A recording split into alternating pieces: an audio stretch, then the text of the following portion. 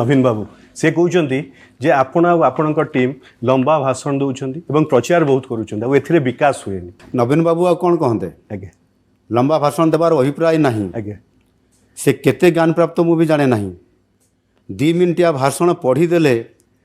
tension free आगे राति रे आराम से घरे शोई पड़ा किंतु मो पाखे केवे संभव हम ना मु ग्रासरूट आसी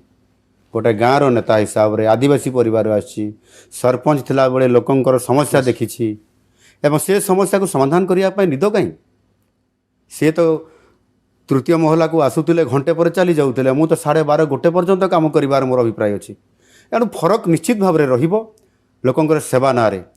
मुझे लोकंर समस्या जानी समाधान सूत्र बाहर करने मु रास्ता खोजी ताहले मत 2 मिनिट हेब केमिति गोटे स्पीच रे